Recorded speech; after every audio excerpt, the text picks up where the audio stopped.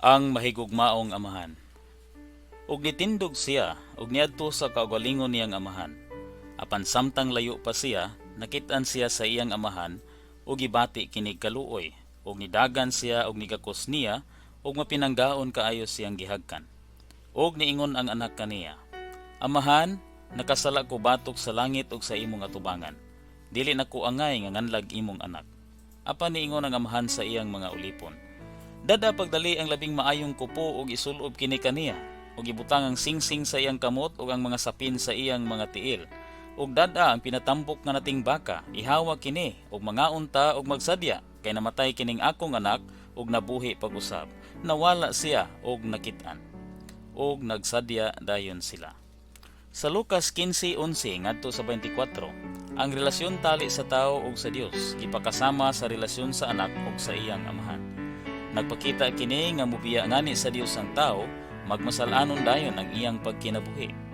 Usik-usikan niya ang tanang naa niya, ug magpakasala siya. Ang paglawog sa mga baboy nagsimbolo sa pagkinabuhing masalanon, kay hugaw man ang mga baboy. Mutan-aw ngani kag sini o magdisko ba, niadto ka sa tangkal sa baboy. Sa naa siya sa kakabus, nakaamgo ang anak ug nahinumdom sa kaayo sa balay sa iyang amahan. Nakadumdum siya sa iyang mga sala, ug gibati niya nga dili na siya angayan nga nganlag anak sa iyang amahan. Andam na hinuon siyang masurugoon ug motrabaho sa iyang amahan. Busa nagandam siya upat ka tudling nga isulti niya sa iyang amahan sa magkita na sila. Wala siya makaila sa kasing-kasing sa iyang amahan. Nangandoy sa iyang anak ang kasing-kasing sa amahan.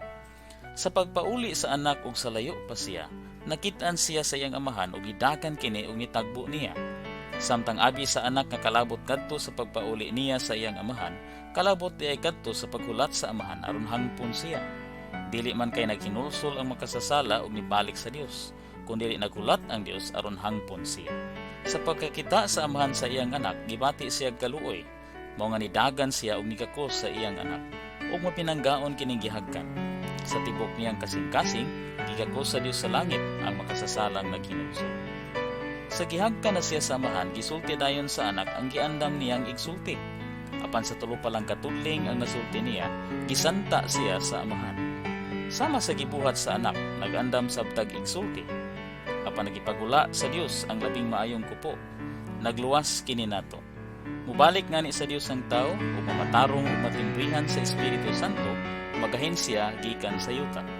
Ang pagkaon sa pinatambok nga nating baka, nagtima ni Kristo nga gihikay alang nato, isip atong kinabuhi ug pagpahimulos. Mabusog ug magmalipayon lang ka kung makasulod na si Kristo kanato. Ning panahon naman nagsalo sa pagkaon ug pag-inom ang amahan ug anak ug nagmalipayon. Sa wala pa muuli ang anak, walay kalipay ang amahan. Sa nalayo sa panimalay ang anak, naglaag-laag ug nagantos. Nagantosab ang amahan nga naa sa balay. Nagpakita kini nga kung wala malipay ang mga makasasala, wala sab malipay ang Dios.